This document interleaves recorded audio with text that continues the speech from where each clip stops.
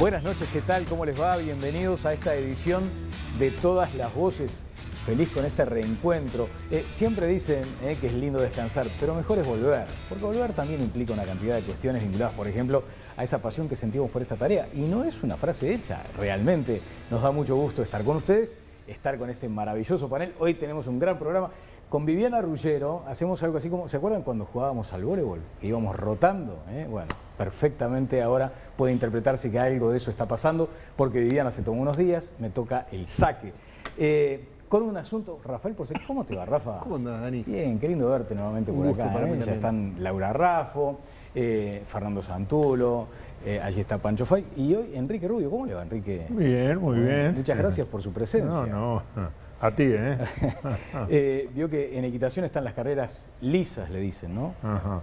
Y las con vallas. Vamos a ver qué nos espera hoy, porque viene a propósito de esto de la equitación y de los juegos con un jueguito incluido.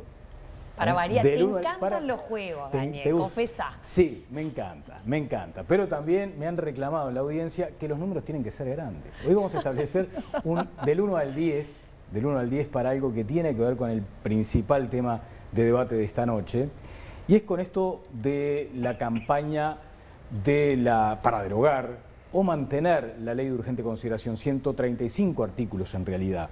Y allí uno se pregunta, ¿cuál es el tono actual de la campaña? Donde 1, por ejemplo, es una campaña que está prácticamente apagada, y donde 10 es que está en su mayor intensidad, como el hervor del agua, a 100 grados centígrados. Del 1 al 10, cuéntenme con números claros.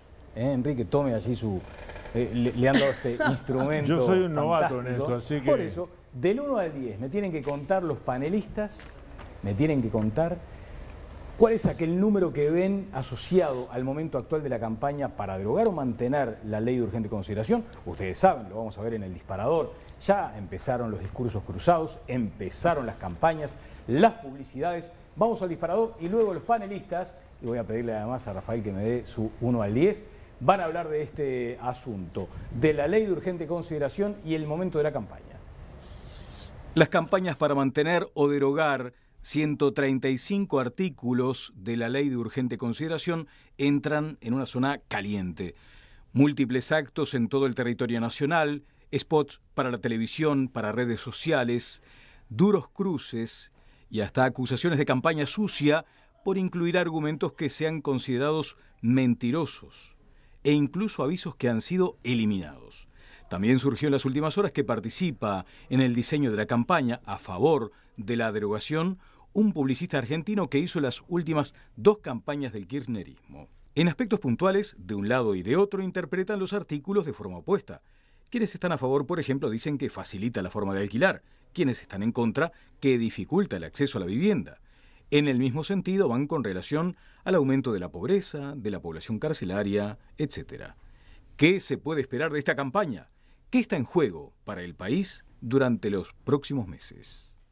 Bueno, estas son algunas de las preguntas que quedan planteadas. A Rafael lo vamos a dejar para el final. Rafael, lo que sí podemos anticipar, creo que lo escribiste además en una columna muy interesante, como todas las que escribís, es que esto no pasa inadvertido para el actual clima político, que no es un acto más, que aquí habrá consecuencias, depende claramente del resultado, ¿no? Sí, por supuesto que no será una elección que prediga lo que va a suceder en 2024, pero va a dejar una marca importante. Después es un hito político relevante. Después me decís por qué es un hito tan importante. Vamos a ver, Enrique, qué número puso y por qué. Tiene que fundamentarlo, además, un 3. Un 3. La campaña está en un 3. ¿Por qué? Y porque no ha entrado en un debate en profundidad. O sea, en realidad hay distintas campañas. ¿Y allí dónde está la responsabilidad? Que no se haya entrado a La fondo. responsabilidad es colectiva, ¿no? Es colectiva y también es de los organizadores de la opinión pública. En gran parte son los medios de comunicación que tendrían que tomar o van a tomar un rol muy activo. Pero como los tiempos se anticiparon mucho, claro, y esto arrancó mucho antes de lo que en realidad se pensaba. O sea, ¿quién imaginaba al presidente de la República explicando artículos en un fin de semana de estos en el norte del país? ¿No? Se precipitó todo. En realidad, se han largado las campañas, pero no han interactuado entre ellas. Y entonces, y bueno, hay muchas afirmaciones que no tienen mucho fundamento, a mi juicio. Por lo tanto, hay que ir a una campaña sobre la sustancia. Sobre la sustancia de la ley de urgente consideración. 135 artículos. Eso. Sobre eso debe ser la discusión de ahora en adelante. Laura, ¿un 10? Había que hacer un poquito de lío, ¿no? Venía demasiado tranquilo el programa. ¿Esta campaña está prendida a fuego? Mira, está prendida a fuego, te voy a decir por qué. Desde mi punto de vista, yo miro con muchísima preocupación que la campaña por el sí a la derogación está siendo una campaña de desinformación. Una campaña que le miente a la ciudadanía. Que dice, por ejemplo, se va a privatizar la escuela pública. ¿Le miente o no va al foco, como decía Rubio? Le miente. Decir que la LUC privatiza la educación pública es una enorme mentira. Yo creo que hay que ir hacia la verdad de la LUC. Y la verdad de la LUC es que es una ley que este gobierno lleva adelante con sus socios, tratando de reflejar lo que la ciudadanía le pidió cuando eligió cambiar de gobierno. Y tratando de reflejar cambios que se arrastran desde hace mucho tiempo, problemas que la gente quería modificar y que se van modificando, porque hay que recordarle a la gente que la LUC ya está vigente hace 15 meses y que ya hubo mejoras en la seguridad, en las garantías para los trabajadores, en la facilidad de acceso a la vivienda, en las adopciones, que ahora un niño para ser adoptado ya no tiene que esperar 5 años, se puede adoptar en 18 meses. Entonces, esos son los elementos sobre los que se debería hablar. Sin embargo, asistimos a una campaña de mucha desinformación y mentira. A mí realmente me preocupa.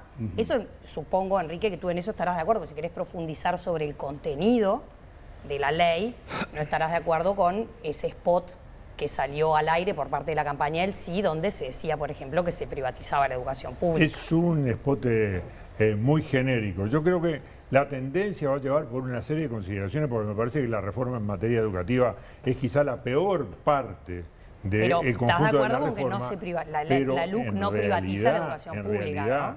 Decir, como está diciendo Botana, de que no se va a poder circular por las calles o que liberan 500 delincuentes de un saque. ¿Estás de acuerdo con que no se privatiza la educación pública? Yo creo que hay una tendencia al fortalecimiento.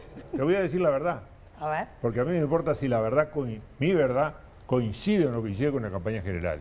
Yo creo que si se aplican estas políticas educativas, el resultado es un fortalecimiento de la educación privada y no un fortalecimiento de la educación pública. ¿Y tú crees que eso es privatizar la educación pública? Un artículo que establezca... Vamos a ir sobre este diálogo más adelante, pero si me permiten, administrando los tiempos, Fernando Santulo, a ver, tu 6, ahí, 6, por encima un poquito de la media, a ver, ¿y por qué? Sí, yo en realidad creo que esto no es un 6 esperanzado, sino más bien desesperanzado. Es decir, no estoy de acuerdo con lo que dice Enrique de que la campaña debería tender a meterse más en los contenidos específicos y eso. Lo que pasa es que no tengo mucha esperanza de que eso vaya a ocurrir de acá en más y tengo la sensación de que irá subiendo de tono y no necesariamente de calidad el debate.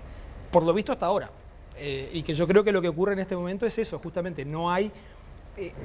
estamos como en un momento de consignas que en mi muy moderado y humilde entender son excesivas en cualquiera de las direcciones. Porque creo que en este momento estamos en un momento de campaña en el cual de campaña aparte, que apunta a convencer a los sectores que no están prestando demasiada atención sobre el asunto. Ahora, Fernando, ¿estás entonces en esa lógica de que esto más que un referéndum por 135 artículos es un plebiscito sobre la gestión del gobierno, por ejemplo? Sí, de alguna forma sí, y de alguna forma el nivel de imprecisión que se viene manejando sobre el asunto parece apuntar en esa dirección. Ojalá, o sea, nada me gustaría más que estar profundamente equivocado y que el debate vaya hacia... El problema es que también plantear un plebiscito promueve las respuestas dicotómicas, en 100 o 0. Claro. Y una ley de este tipo, con una cantidad de elementos particulares, difícilmente pueda ser resuelta o entendida o modificada con este mecanismo, ¿no? Bien, del 6 de Fernando nos vamos al número de Francisco Fay, un 4. 4. Conservador, sí, ahí. Estamos en el bloque... Sí, el bloque modesto. El bloque modesto. El bloque modesto. Bueno, sí, yo creo que es un 4 por 2 o 3 motivos importantes. Primero, para poder desplegar plenamente cada uno su campaña, debe de saberse en qué fecha es que se hace el referéndum, algo que todavía no tenemos. Cierto. Ese es para cualquier campaña, sea la que fuere, es importante saber cuándo se vota para terminar de desplegar toda la fuerza, más llegando a esa fecha. Pero más o menos se sabe que va a ser mediados de marzo. Entonces, se sabe que va a ser en otoño, digamos, del año 22.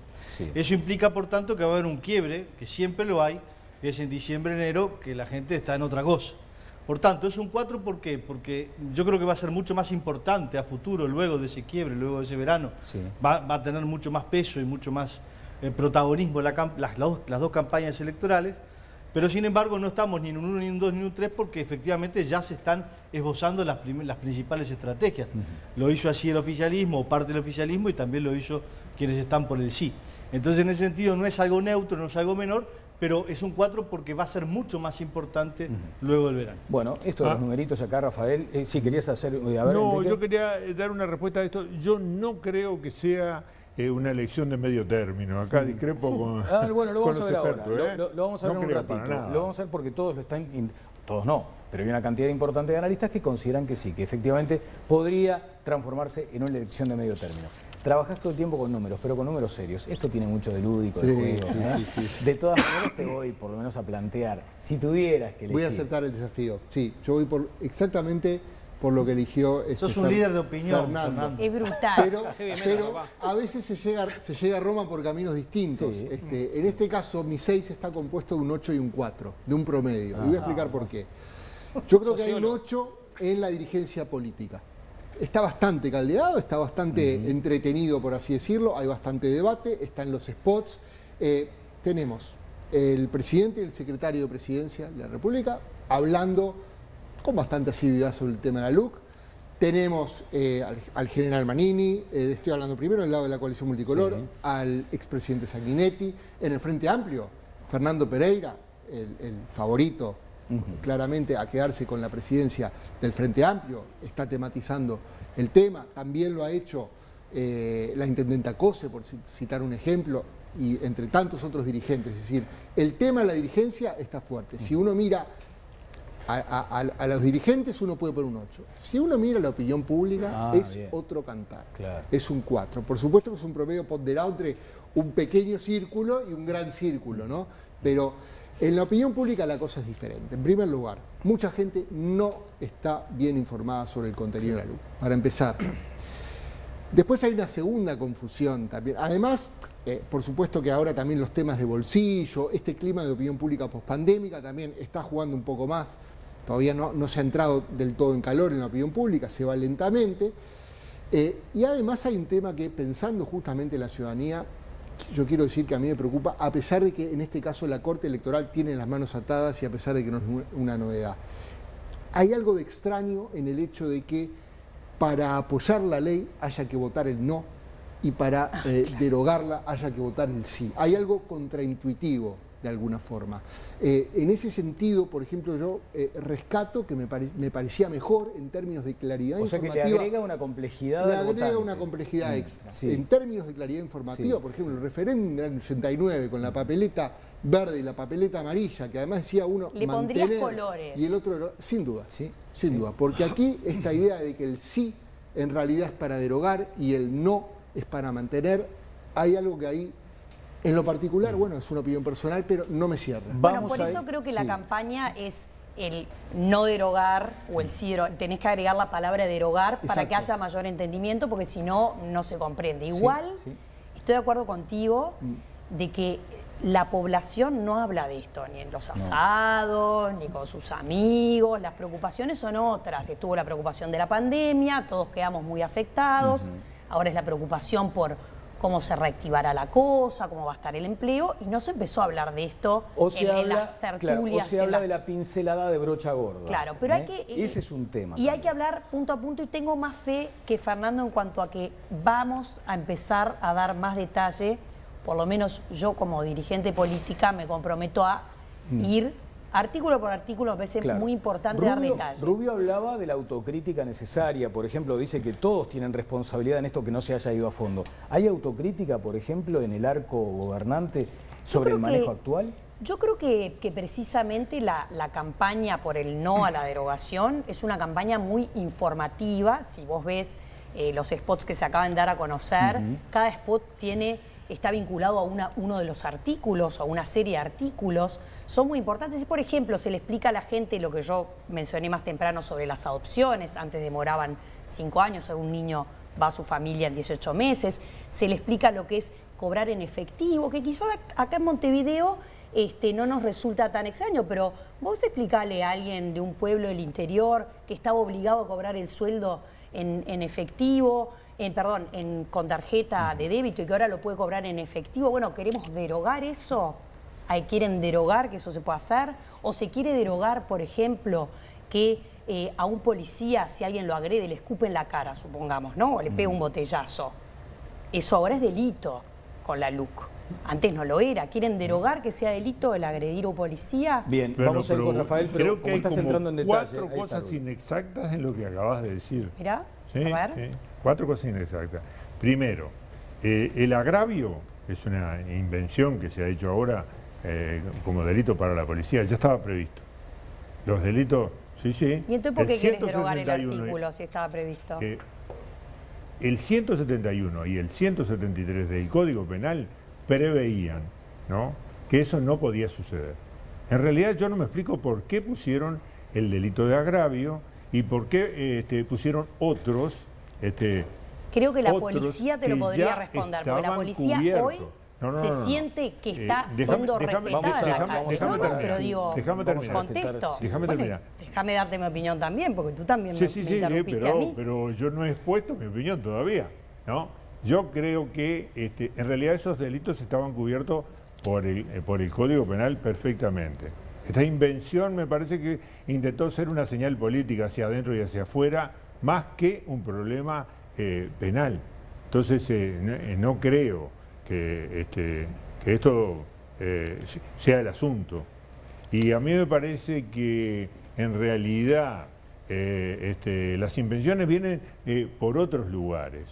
Ahora, Pero ahí, tú hablaste de perdóname, 4 imprecisiones, Enrique. no, ¿Cuáles yo- son? yo No, creo pero yendo que- a lo del policía, que me parece importante para... lo del policía el es muy policía importante. se siente hoy en la calle más respetado, ha recuperado la autoridad y la gente Ese es empezó a un recuperar discurso. la confianza. Sí.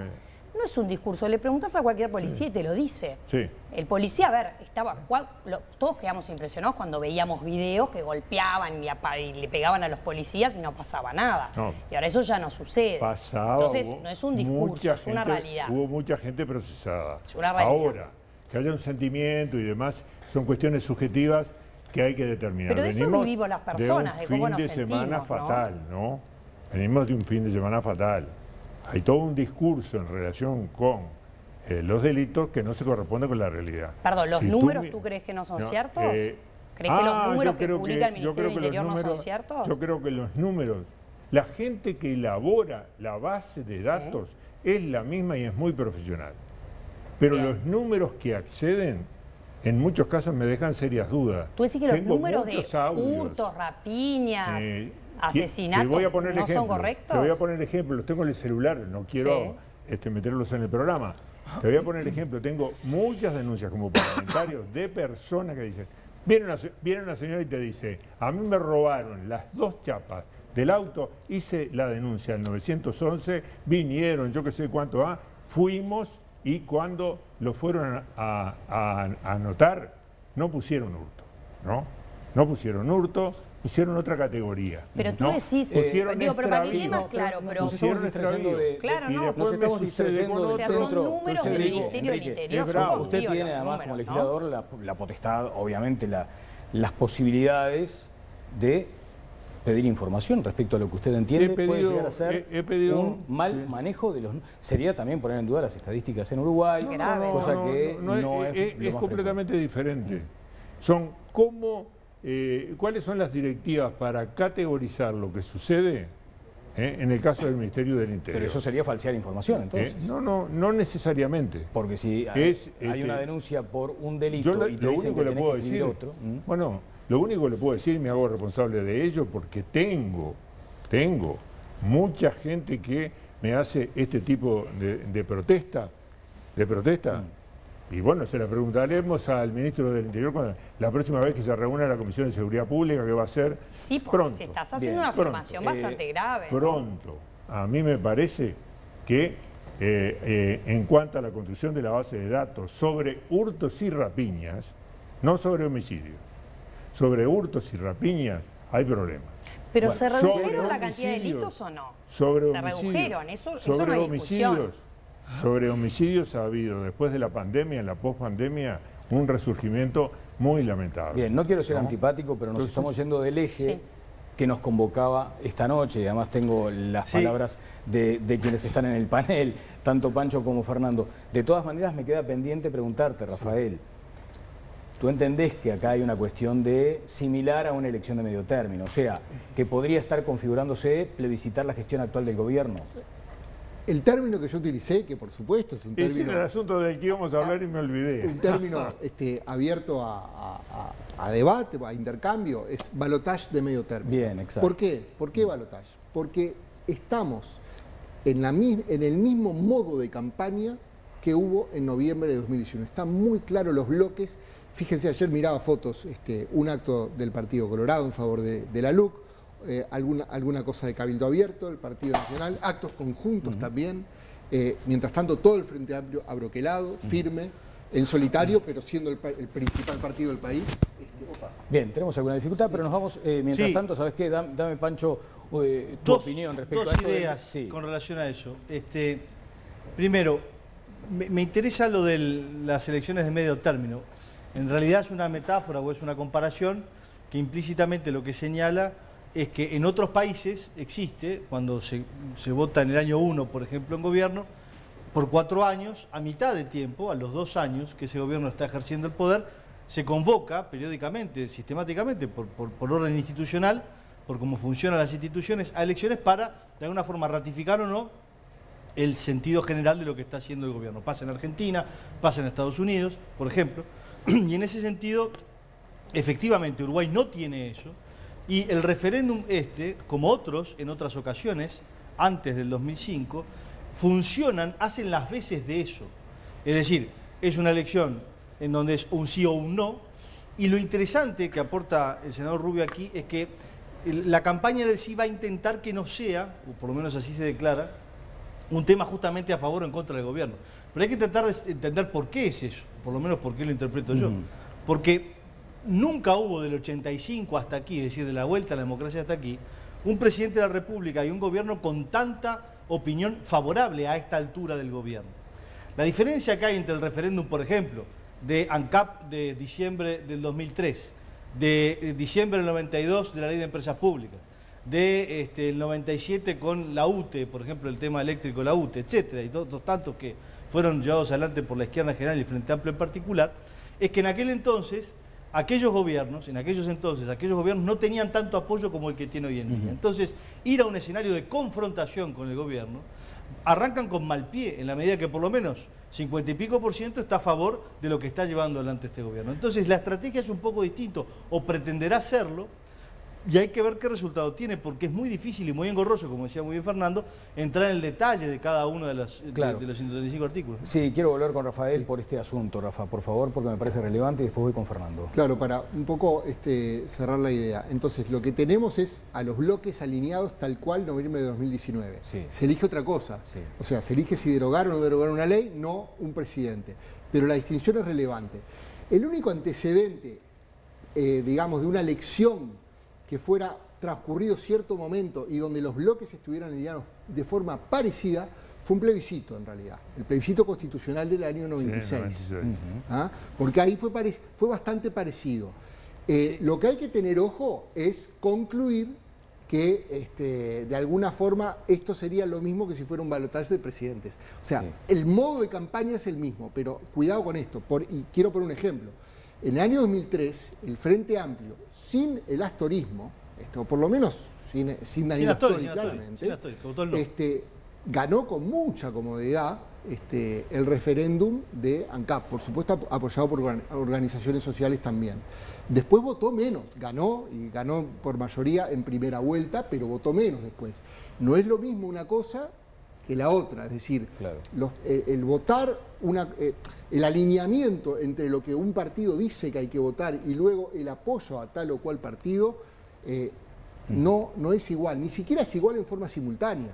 Claro, ahí me quedo un poco, sí, ya voy contigo Enrique, pero me está faltando la opinión de Fernando. Y además quiero aportar al debate una consideración que puede llegar a ser la de mucha gente. No me contrabanden detrás de esta pulseada entre gobierno y oposición esta cuestión vinculada a los 135 artículos de la LUC. O sea, díganme las cosas claras, esto representa un choque entre la fuerza gobernante y la fuerza que quiere volver al gobierno, entonces hablemos claramente de eso. Hay muchos que pueden estar preguntándose por qué yo tengo que leer 135 artículos y yo sé perfectamente que el objetivo detrás de esto tiene que ver con esa pulseada en términos políticos. Fernando. Hay algo interesante en lo que decís que se relaciona justamente con eso de por qué debo leer los 135 artículos. Entre otras razones porque de alguna manera vos ya delegaste la lectura de esos, claro, no solo de esos 135 artículos, sino de la LUC en general o de las leyes en general, las delegaste cuando en determinado momento fuiste a una elección y le diste carta blanca o le diste una mayoría suficiente como para la aprobación de leyes. A mí me interesa vincular esto y por eso mi escepticismo y mi número 6 y mi escepticismo hacia el futuro de la campaña. La consigna, la LUC no es Uruguay, no solo es una simplificación, sino que tiene algunas atribuciones con respecto a quién sería Uruguay si la LUC no es Uruguay. Es decir, si vos obtuviste una mayoría legislativa necesaria como para aprobar la LUC, tu consigna no debería haber sido la LUC no es todo el Uruguay, o habíamos algunos uruguayos que estábamos en contra de la LUC. Yo lo que siento es que en esa consigna, y por eso mi duda, hay una idea iliberal, es decir, una idea de que si plebiscitamos algo estamos obteniendo una mejor solución de que si lo manejamos a través de la democracia representativa. A mí, por eso mi falta de esperanza. Es decir, la sensación que me deja esa consigna es de que de alguna forma sugiere que quienes aprueban la LUC, no sé qué serían, extraterrestres, serían, o sea, ¿se entiende cuál es mi duda? Cuando tu consigna, tu disparador de campaña es ese, yo creo que uno legítimamente puede preguntarse... Braden o Perón, ¿te acordás? O sea, ¿estás con la patria o estás contra ella? Es una lógica media fascista. Sí, que yo no sé si fascista, me parece excesivo. Lo que sí me parece es que no da unas esperanzas claras de que las cosas vayan en el sentido que dice Enrique, de que se vaya enriqueciendo y se vaya como purificando el debate en el sentido de ir entrando en el detalle. Claro. Es una consigna bastante desafortunada. En este caso, Rafael, el votante puro, digamos, no debería seguir taxativamente la postura que asume su partido político, sino que debería ir, como le reclaman muchas veces a los periodistas, al programa de gobierno en época de elecciones o en este caso a la LUC y leerse detenida y detalladamente 135 artículos. Y después, sobre esa lectura, decir, a ver qué es lo que opinan a favor de esto y qué es lo que opinan en contra. Parece bastante complejo llegar a ese estadio de votante ideal. Va a suceder una gran minoría eso que vos decís de sentarse a leer y todo lo demás. Sin embargo, ¿es descabellado que sea en algún modo un referéndum con aroma a plebiscito de gobierno? Yo creo que no, porque en algún punto, ¿acaso la LUC no es, hasta ahora, de las iniciativas legislativas, es probablemente la más importante que se aprobó hasta ahora? ¿Acaso no tiene un conjunto de medidas sobre diversas dimensiones que son centrales para la ciudadanía? Seguridad, economía, está el tema de la regla fiscal, sí, educación, algunas modificaciones en la gobernanza. En definitiva, está con la LUC también, con el referéndum de la LUC, mejor dicho, se pone en juego un poco si la orientación del gobierno general le agrada o no le agrada a la ciudadanía. Bueno, pero el problema allí es que las reglas de juego son que votamos cada 5 años, fijamos un rumbo y esperamos a los 5 años para cambiar ese rumbo. Si vos iniciás con una mayoría amplia de 60%, o digamos 56 diputados y 18 senadores para ser exacto, un rumbo en un sentido y tenés que estar al año y medio a un referéndum de ese rumbo, bueno, lo que hay es un permanente obstáculo a un gobierno que no sea de signo opositor ahora, pero también en el 2003 con la ANCAP, pero también con la UTE en el 97, pero también con la reforma constitucional. En ese sentido, Pancho, un segundito nomás, ahí juegan dos cosas.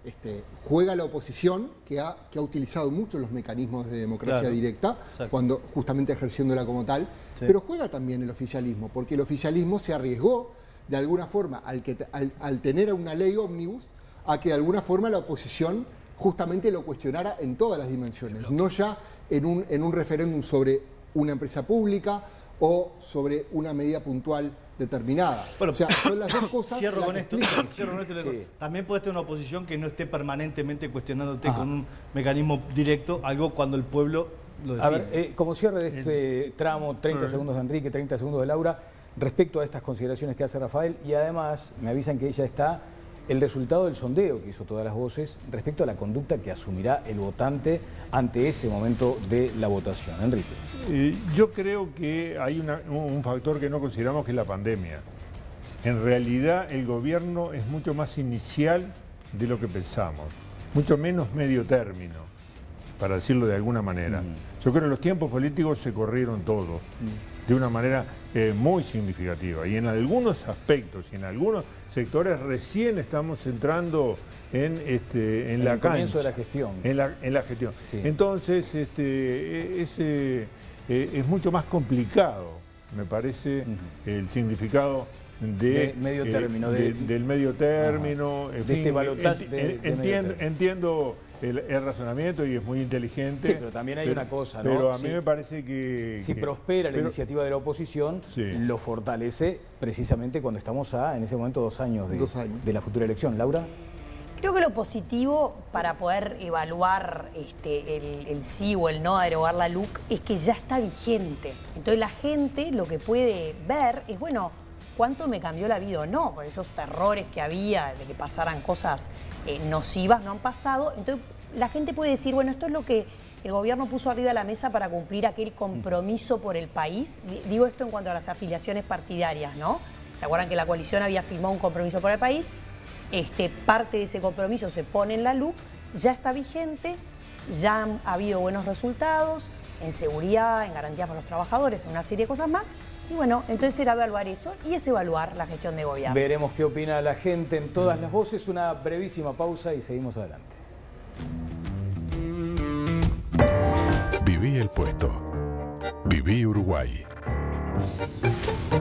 Gastronomía, estilo y tradición en uno de los lugares más lindos de Carrasco. El Puesto, la parrilla tradicional de Montevideo.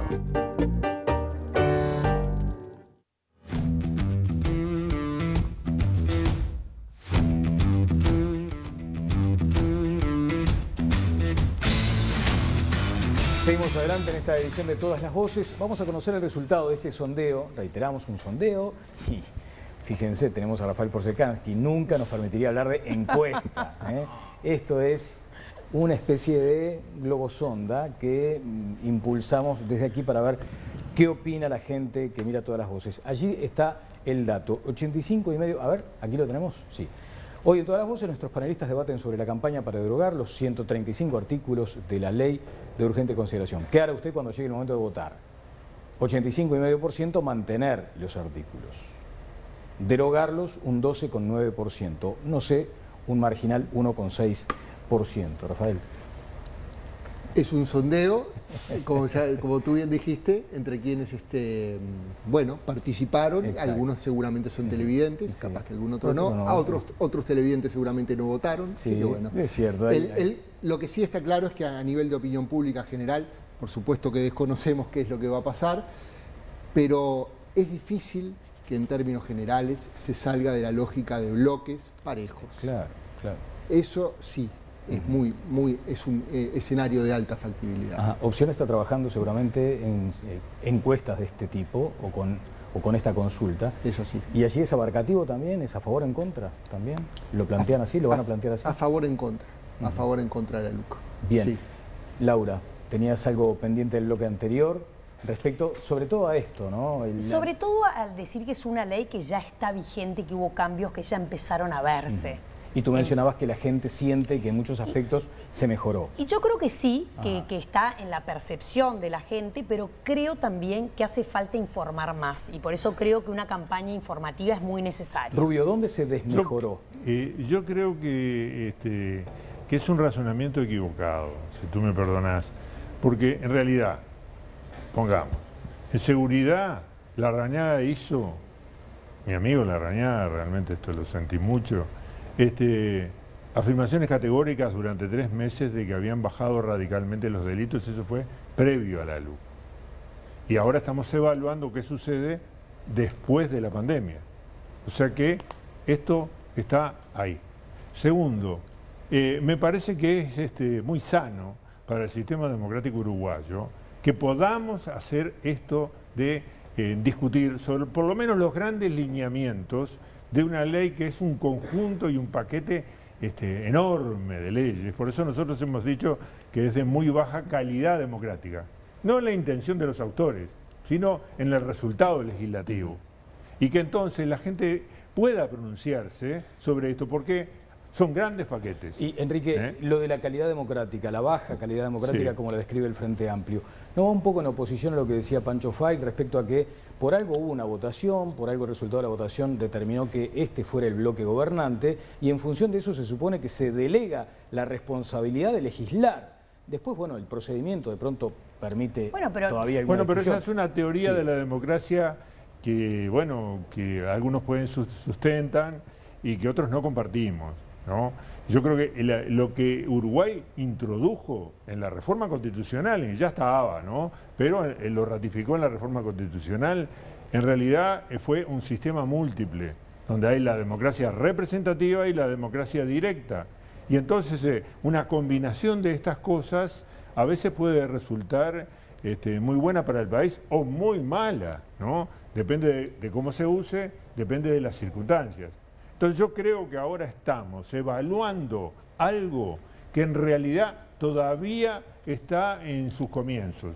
Yo no creo, 15 meses yo no de creo, por vigencia, ejemplo, ¿no? y era una Pero de las 15 meses de vigencia tiene la LUC. inexactitudes que te iba a señalar, Sí. no, que en materia de inclusión financiera esto haya significado un avance, y no creo que existieran lugares o poblaciones rurales donde no se podía cobrar porque no había un cajero cerca. Perdón, porque ¿sabés eso lo que había sido existía? exceptuado. Dicho por la Había gente, existían decisiones. comisionistas Había que le agarraban a los decisiones. trabajadores. Bueno, podía le decían, dame suceder todas algo. las tarjetas. No, podías hacer, no, sucedía. En cualquier localidad chica del interior Había te lo dicen. decisiones. Le decían, dame las tarjetas de débito, le daban el PIN al comisionista, iba, le retiraba los sueldos a todos y les cobraba una comisión. En algún caso puede haber sucedido, pero había Sucedía. una decisión del Ministerio de Economía, ¿no?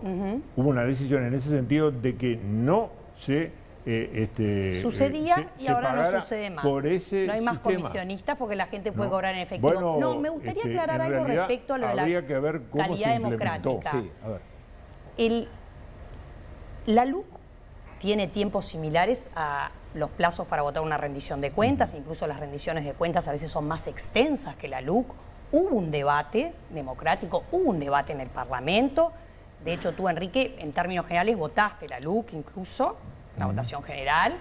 Es decir, todos pudieron intervenir, los artículos se discutieron, o sea, calidad democrática hubo. Es fantástica la democracia directa también. Y ahora se llegó para hacer un referéndum, se tiene que hacer, pero no me parece que haya bajado la calidad democrática para nada. Si tuvieras que incorporar la cantidad de temas en esa que se denomina la ley ómnibus, tú lo harías una vez más. Yo creo que se incorporaron esos temas porque eran temas que eran problemas que la gente arrastraba hace muchos años sin solución, temas que el Frente Amplio no había logrado resolver y que por lo tanto la gente los reclamaba y por eso votó cambiar. Y debido a eso se incluyeron como un tema, bueno, comencemos ya esta gestión, pongámoslo en la mesa como algo urgente a cambiar porque es lo que nos reclamó la gente. Y Ahí se le está, encontró esa forma. En eso la discrepancia central. Fernando. ¿no? Sí, para mí el tema de la... yo creo que no veo un problema con la calidad democrática de ninguna de las cosas que estábamos discutiendo. No veo un problema con la calidad democrática de la LUC, tampoco veo que haya un problema con la calidad democrática de impugnar algunos... O sea, de hecho tenemos una institucionalidad que está, no solo está preparada, sino que se ha ejercitado ese músculo bastante a lo largo de los años. A mí lo que me resulta un poco, y lo planteé también antes, me resulta un poco delicado establecer esa especie de fiel de la balanza, de decir, bueno, la democracia directa va a corregir las ineficiencias de la democracia representativa. ¿Y por qué me parece conflictivo? Justamente porque me parece que el recurso del referéndum, que puede ser muy bueno cuando hay situaciones que son bipolares o que tienen un eje claro y dos opciones claras, no necesariamente es un excelente recurso para lidiar con esta... Digo, no estoy diciendo que sea un mal recurso. Como dije antes, me deja dudas todo el proceso. Claro, lo que dice Fernando es importante desde el punto de vista teórico democrático. Hay soluciones que son complejas. La complejidad precisa el debate. El debate con tiempo, con gente especializada, llamando, como se llama en el Parlamento, a los distintos sectores que pueden verse perjudicados o beneficiados por las leyes que se aprueban.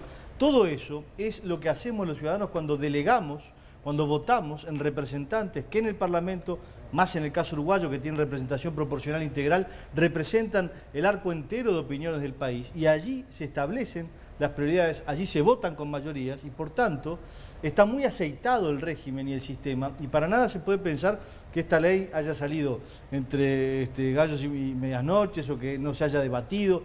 Entonces, como que la voluntad de derogar los 135 artículos siempre está buscando como algo para pegar y nunca termina de pegar como para poder realmente voltear los 135 artículos. Antes era que no se había debatido lo suficiente, no es verdad. Por la vía de los hechos, el 52% de todos los artículos de la ley de urgente consideración fueron votados por el Frente Amplio, incluso más. En uno de los temas que se está llevando como caballito de batalla para la derogación, que es el tema de la fijación de los precios de combustible, fueron votados por el Frente Amplio también. Entonces, en ese sentido, como que ahora bueno, no es contra el gobierno, hay que ir al detalle y hay que debatirlo de vuelta. Pero lo que pasa es que notoriamente va a haber simplificaciones inevitables cuando se hace un debate por sí o por no. O sea, es la filosofía del palo en la rueda, como se dice. Yo creo que sí, pero sobre todo lo que hay que preservar y hay que darle importancia e inteligencia es al sistema representativo. Es allí donde se va al debate de fondo con matices, que se cambian las cosas porque el proyecto que mandó el Poder Ejecutivo no es el que se terminó votando. Sí, en un país que también al votante uruguayo le gusta votar y le gusta participar. Sí, por supuesto, pero vota cada 5 años con total libertad. No, pero también cuando ha habido estos mecanismos de consulta directa. Sí, en algunos casos salió y en otros casos no salió. Yo quiero cerrar con esto. Yo creo que la actitud de trancar, que tú decías lo del palo de la rueda, aquellos que hayan visto la actitud del balotaje, de la noche del balotaje, para mí fue simbólicamente muy importante. Cualquiera que estuviera en los temas de resultados electorales sabía a las 10:30 de la noche que las elecciones de balotaje estaban ganadas por la calle Pou y el Frente Amplio se negó a aceptar esa derrota, la demoró por un tema político, de valoración política y en definitiva creo que allí es un símbolo claro de cuál iba a ser el talante general para los próximos años, los años siguientes. Creo que no estamos ante nada novedoso, pues, y que va a seguir siendo así, por eso soy un poco pesimista. Lo del palo en la rueda no lo digo yo, lo dicen aquellas personas vinculadas al gobierno que consideran que efectivamente se trata de eso, de entorpecer. Sí, es un argumento, pero a mí me parece que no es cierto. Yo nunca me he sentido tan violentado como parlamentario como en estas circunstancias. Nunca. ¿No? Ni siquiera cuando la mesa política te hizo votar en contra. Nunca. ¿En cuál circunstancia? No, en las circunstancias de tener que aprobar en 3 meses, y si no, votaba en contra, en realidad quedaba automáticamente aprobado, un paquete tan impresionante que incluye desde algo tan delicado como las adopciones a todo el sistema de seguridad, a un paquete económico enorme y a toda una reforma educativa para empezar. No, nunca me he sentido tan violentado. Y la argumentación que fundamentalmente ha hecho el senador Gandini, de que esto es como un presupuesto, es absolutamente falsa. Porque un presupuesto, si no se aprueba, o una rendición de cuentas, queda vigente el anterior. En cambio, acá es al revés. Acá, si no se aprueba, queda vigente lo que mandó el Poder Ejecutivo. Entonces, se invierte el mecanismo y eso obliga a que en 90 días haya que pronunciarse sobre temas tan delicados que hacen en la vida cotidiana de la gente. Bien, me gustaría después detenerme, no sé si es tu competencia directa, no quiero meterte en un aprieto, Rafael, de ninguna manera, todo lo contrario, porque sabemos tu solvencia, estudias los temas y todo lo demás, pero hay una duda también planteada respecto al resultado, ¿no? Si el resultado es si cae la ley, ¿cómo se opera respecto a aquellos actos que hayan estado ligados a esta ley? Estoy al tanto del debate, pero lo dejo para los constitucionalistas. Supongo que te estás refiriendo al tema anular versus derogar. Exacto. Y a esa distinción.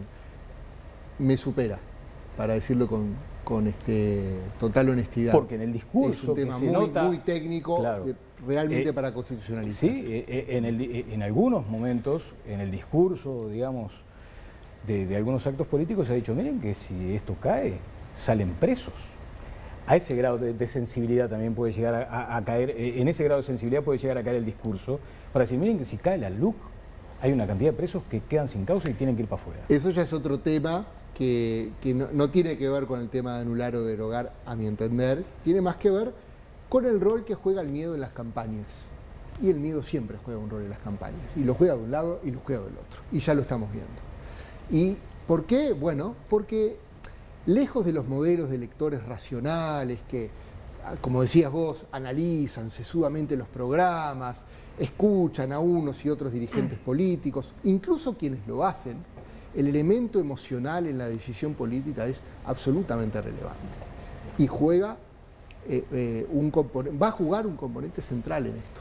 Por supuesto que también después las campañas, cosas, argumentos, pueden haberlos, pero el elemento emocional es importante. Y dentro de los elementos emocionales están los positivos, los que son por la positiva y los que son por la negativa. Claro. Y los que son por la negativa pueden llegar a ser muy poderosos. Bueno. Y en esos está el miedo. Y creo que sin entrar en temas de miedo, lo que sí hay que tomar en cuenta, que siendo que es una ley que está vigente, algunas cosas que mejoró, si esos artículos se derogan, es como dar un marcha atrás. Eso está clarísimo, más allá y sin hablar de si se liberan presos o no.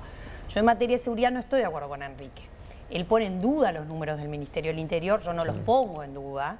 A mí me parece, yo cuando escuchaba a Fernando Pereira decir que la baja de los delitos era por la pandemia, pero después lo escuchaba decir que el aumento de la pobreza era por la LUC, es como una inconsistencia. O sea, la pandemia juega para todos lados y la LUC también. Entonces creo que hay que ser un poco más coherente en ese sentido. En realidad es compleja, la situación es compleja, ¿no? Pero a mí me parece que el significado, ¿no?, de quién gane va a ser distinto según si sos gobierno o si sos oposición. A ese punto quería ir y me quedan pocos minutos, Rafael. Me queda, mira, esto no es, acá no hay margen para el empate. No es tan insustancial como el resultado del domingo, por ejemplo, ¿no? No es tan anodino, tan aburrido. Acá alguien va a ganar y alguien va a perder. ¿Cómo observás esa lógica en lo previo? A ver, creo que está el efecto emocional, de nuevo, en las mismas dirigencias. Sería, sin duda, un golpe fuerte para el oficialismo perder. Sería también un golpe, sin duda, para la oposición no alcanzarlo. Si es muy cercana a la distancia, para la oposición no cae un caballito de batalla. Es decir, sí hay una campaña, hay un esfuerzo que no se logra, quizás el efecto es un poco menor en ese sentido. Por otro lado, se puede argumentar que sería la segunda vez consecutiva que los mismos bloques que se enfrentaron en noviembre, la segunda vez que ganara el bloque hoy oficialista. Entonces, ya sería también una señal importante. Tonifica el ánimo al 24. Sin duda. El elemento emocional, de nuevo, esta vez sobre las dirigencias, es clave. Tonifica mucho el ánimo más allá del resultado concreto y del efecto sobre la política pública. O sea, el resultado de esto que tú decís, el balotaje de medio término, va a incidir sobre el 24, sobre las elecciones del 24. Claro, incide sin ser un pronóstico. Sí. Eso es muy importante, pero incide. Viento en la camiseta, aquello del viento en la camiseta. Es un elemento importante y además incide en la conducta de los actores. Las elecciones de medio término, porque entiendo perfecto el argumento de Enrique, pero vamos a estar cerca de la mitad del periodo. Sí. Bueno, en todos los países donde se celebra, Argentina es un muy interesante lugar. Actual. Muy interesante. Ahora está ocurriendo ahora. Ahora está ocurriendo ahora. Pero cambian porciones del Parlamento. Es lo mismo, es un interesante escenario. Un día deberíamos debatir si no sería importante en Uruguay incorporar las elecciones de medio término, ¿no? Sí. Como ya parte de nuestro sistema electoral. De hecho, el Nuevo Espacio en la reforma del 96, que es el partido que en realidad cambia de bloque, correcto, lo que quería era hacer de la elección departamental una elección de medio término y lo trajeron a 6 meses y de esa forma cedieron para no hacerlo todo junto en octubre, lo llevaron a mayo y de esa forma el Nuevo Espacio votó con el lado oficialista y permite un 50,3 ganando la reforma constitucional. Y ese antecedente es muy interesante porque ese plebiscito lo ganó apenas, digamos, plebiscito apoyado por el Partido Colorado, Partido Nacional y Nuevo Espacio. Nos tenemos que ir a la... Y luego esos 3 partidos sumados tuvieron mucho más cabales en el 99. Apasionante la discusión. ¿Tendremos un poquito más de esto o no? No, nada. Mire, ¿quiere escuchar lo que me están diciendo? No, fuimos demasiado largos. La pausa y seguimos adelante.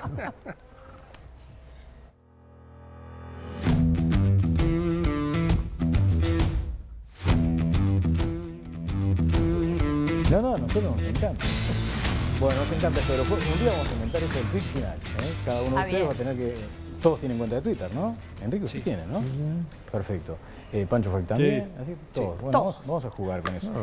Señores, vamos a este disparador. Tiene que ver con un día 1 de noviembre, muy esperado, señalado como aquel que nos indicaba como la luz al final del camino y tiene que ver precisamente con la apertura de fronteras. Vayamos al disparador y luego comentarios del panel.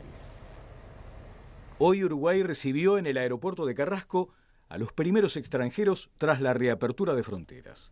Así el país vuelve a la normalidad y espera una temporada turística auspiciosa.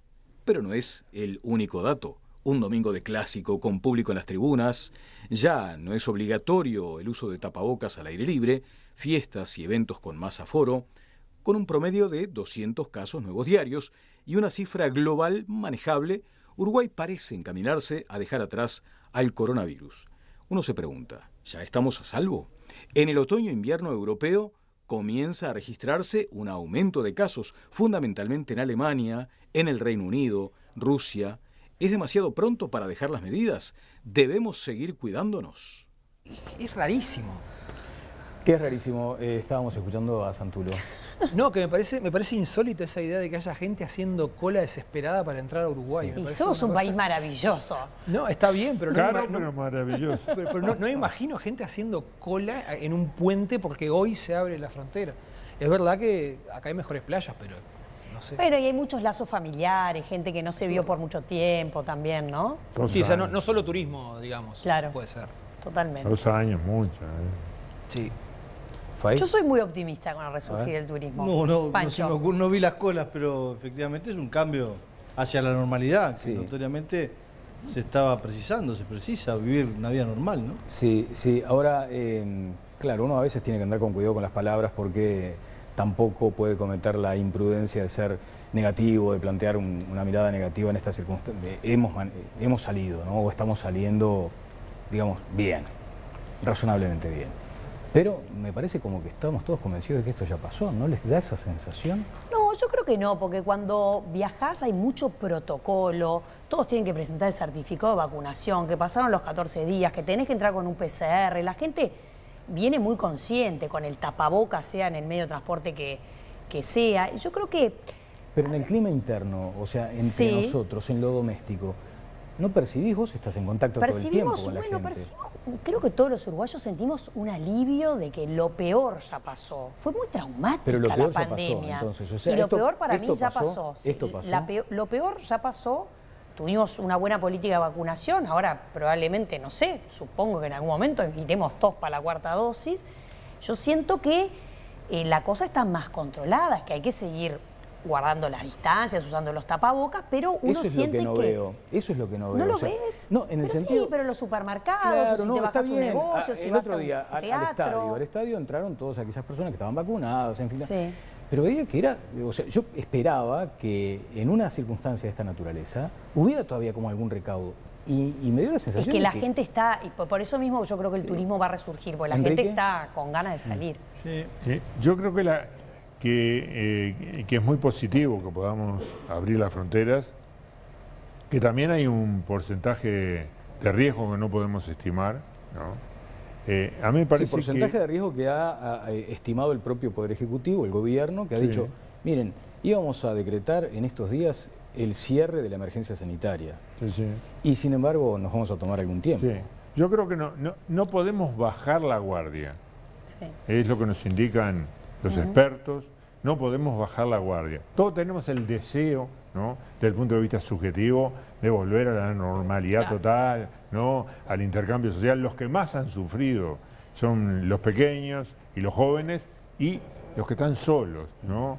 Yo creo que la gente ha pasado atroz desde ese punto de vista Y entonces tiene ese deseo, hay como una explosión de volver a eso. Sí, pero la explosión que podemos esa estampida no sea un la retroceso. guardia, porque el Uruguay tiene, digamos, esa enorme virtud del atractivo del turismo, y aunque estemos caros en relación con la región, va a haber una venida muy grande de personas a los cuales se les exige un conjunto de condiciones, que está bien que se las exijan. ¿Usted pero dice de que va a cualquier ser una manera, buena temporada, que va a venir mucha gente?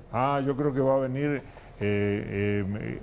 es posible que no venga esa clase media argentina, tradicional, no, que venía justa desde el punto de vista de dinero, pero van a venir personas que tienen otro poder económico, y no solo de la Argentina, sino de otros países, ¿no? Y el Uruguay es como una isla que logró este milagro, ¿no? Este milagro por muchas razones, ¿no? Anteriores y recientes, de poder vacunarnos tanto. Esa cultura uruguaya, aparte de las políticas públicas... Le van a decir que el milagro tiene que ver con una cuestión un poco, o sea... Pero en términos de decisiones comparación acá, internacional, los porcentajes de vacunación de Uruguay son realmente excelentes, Sí. en términos de comparación internacional. Entonces, yo creo que eso también puede llevar a una autoconfianza excesiva, que se ve en la vida cotidiana, ¿no? Y entonces hay sectores que no quisieron vacunarse, algunos, son una minoría, pero no quisieron vacunarse. Y a su vez está el tema de los menores, que transmiten la enfermedad. Entonces, estamos en esa situación. Se está elevando un poco, ya tenemos algún departamento que está en el rojo, o en el naranja, digamos, o un poquito más. Sí. Entonces yo digo, no bajemos la guardia, tratemos de asimilar la situación y tengamos pronto siempre la palanca de cambio, ¿no? De si es necesario parar o retroceder, se retrocede. Yo soy optimista, me parece que efectivamente hay mucha avidez en la región de las clases más pudientes seguramente, como para poder venir a un destino muy seguro desde el punto de vista sanitario, comparativamente hablando con otros en el continente. Me parece también que hay conciencia clara. El Uruguay demostró ser un país responsable e inteligente. La gente entendió lo que era la libertad responsable, la gente se cuidó sin necesidad de que le metieran una obligación para quedarse en su casa, la gente entendió que tenía que vacunarse, fue y se vacunó, y la gente ahora entiende que efectivamente no está todo el peligro cerrado, pero que son 2.000 casos, que sobre todo es a los no vacunados, y la inmensa mayoría está vacunado, que hay que estar con un ojo atento, pero que se puede empezar a vivir.